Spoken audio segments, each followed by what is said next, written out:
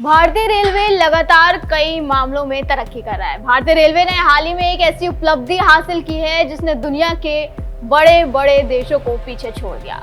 ये खबर रेलवे के आधुनिकीकरण, तकनीकी उन्नति और आत्मनिर्भरता से जुड़ी है। अगर मैं आपसे सवाल करूं कि क्या नई बनी कारों को एक जगह से दूसरी जगह ले जाने में सड़क परिवहन का दबदबा कम हो रहा है, क्या अब ज्यादा कारें रेल से जा रही हैं, तो इसका जवाब होगा हाँ, क्योंकि हाल के समय में भारतीय रेलवे ने लोकोमोटिव यानी रेल इंजन और वैगन निर्माण में जबरदस्त प्रगति की है। वो कैसे, हम आपको डेटा के साथ बताएंगे, लेकिन उससे पहले बताते हैं कि वो कौन कौन से देश हैं जिनको भारतीय रेलवे ने पीछे छोड़ दिया है। 2024 से 25 में भारत ने यूरोप, ऑस्ट्रेलिया, चीन और जर्मनी जैसे देशों से ज्यादा रेल इंजन बनाए। इसके अलावा वैगन निर्माण में भी भारत ने 4 गुना ज्यादा उत्पादन किया। ये इंजन और वैगन कोयला, स्टील, सीमेंट जैसे उद्योगों के लिए माल ढोने में बहुत काम आएंगे, जिससे देश की अर्थव्यवस्था को बड़ा फायदा होगा। अब इसे आंकड़ों के जरिए समझा देते हैं। वित्त वर्ष 2013 से 14 में जितनी कारें बनती थी उनमें से सिर्फ 1.5% ही रेल से जाती थी, लेकिन 2024 से 25 में यह आंकड़ा बढ़कर 24% से भी ज्यादा हो गया। इस मामले में भारतीय रेलवे ने कई बड़े बड़े देशों को पीछे छोड़ दिया, जैसे कि हमने अभी आपको बताया था। टाइम्स ऑफ इंडिया के मुताबिक रेलवे के अधिकारियों ने बताया कि पिछले वित्त वर्ष में देश में कुल 50.60 लाख कारें बनी, जिनमें से लगभग 12.5 लाख कारों को ट्रेनों से भेजा गया। एक बड़े रेलवे अधिकारी ने कहा कि सिर्फ पिछले 4 सालों में ट्रेनों से जाने वाली कारों की संख्या 14.7% से बढ़कर लगभग 24.5% हो गई है। उन्होंने कहा कि उम्मीद है कि ये सिलसिला आगे भी जारी रहेगा, क्योंकि कार बनाने वाली कंपनियों को रेल ज्यादा सुविधाजनक, किफायती और पर्यावरण के लिए बेहतर लगती है।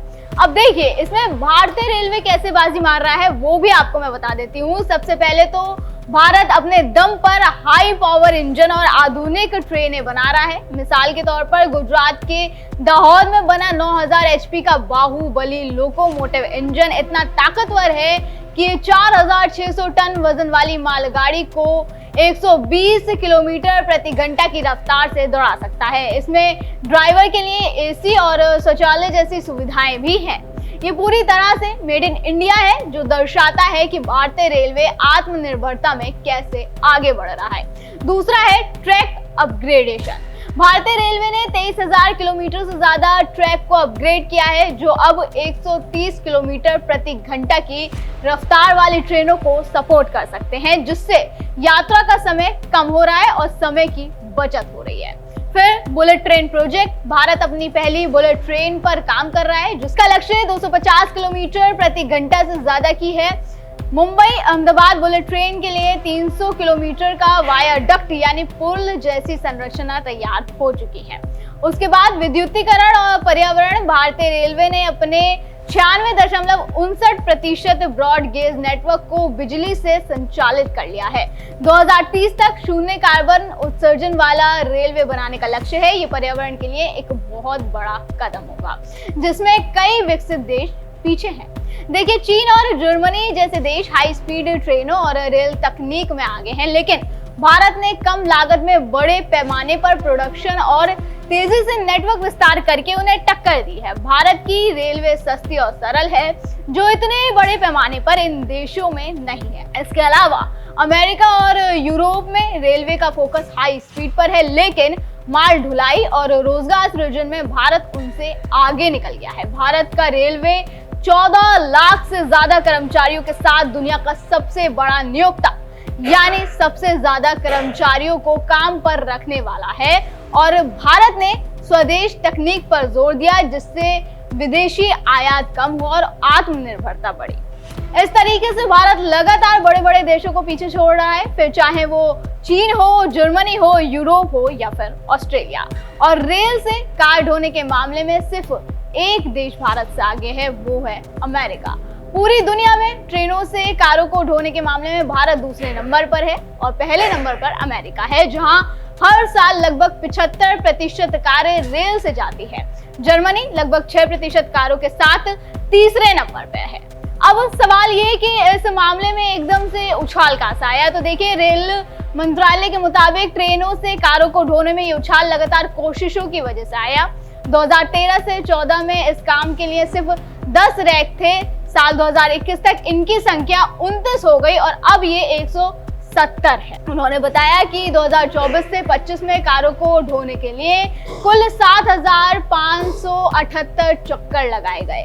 अब इससे क्या फायदा होने वाला है आपको एक बार ये बता देती हूँ। पहले तो इससे लागत में कमी आएगी, क्योंकि सड़क के मुकाबले रेल से कार ढोना 30 से 40% सस्ता पड़ता है। ट्रक से एक बार में 8 से 10 कारें ले जाई जा सकती हैं, जबकि एक रेल वैगन में 20 से 30 कारें आसानी से आ सकती हैं। साथ ही इससे इंजन की भी बचत होगी, क्योंकि रेलवे में डीजल या बिजली से चलने वाली मालगाड़ियां सड़क के ट्रकों की तुलना में कम ईंधन खर्च करती हैं, जिससे कंपनियों का खर्च घटता है।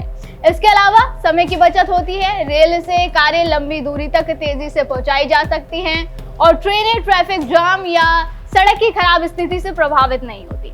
इसके अलावा बात करें तो इसके अलावा रेल का टाइम टेबल निश्चित होता है, जिससे कार निर्माता कंपनियों को डिलीवरी की सटीक योजना बनाने में आसानी होती है।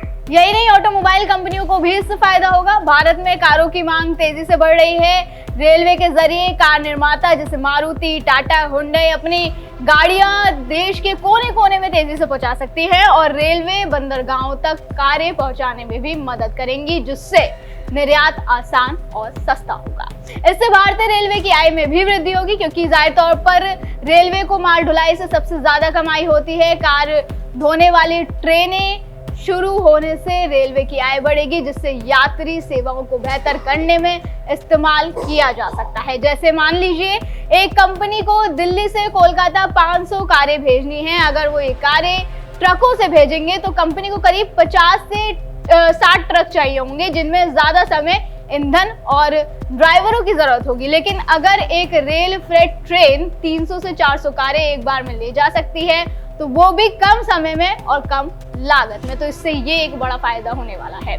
2 साल पहले रेलवे ने वैगनों को इस तरह से डिजाइन किया कि उनमें एसयूवी जैसी बड़ी गाड़ियां भी दोनों डेक पर आ सके। पहले एक रैक में 27 वैगन होते थे, जिनमें सिर्फ 135 एसयूवी आ पाती थी, लेकिन अब इनकी संख्या 2 गुनी होकर 270 हो गई है। इससे रेलवे एक बार में ज्यादा गाड़ियां ले जा पाता है।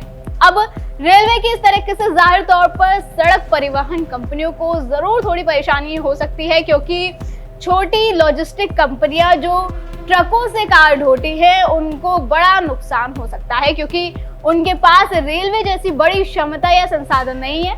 इसके अलावा रेलवे की कम लागत और पर्यावरण के अनुकूल छवि के सामने सड़क परिवहन कंपनियों को अपनी सेवाएं सस्ती करने या नए तरीके अपनाने पड़ सकते हैं, जो उनके मुनाफे को प्रभावित करेगा। लेकिन अब इससे पर्यावरण को फायदा हो रहा है, क्योंकि ट्रेनें ट्रकों के मुकाबले कम प्रदूषण करती हैं। साथ ही कार बनाने वाली कंपनियों को भी गाड़ियां भेजना एक सस्ता और आसान तरीका मिल गया है।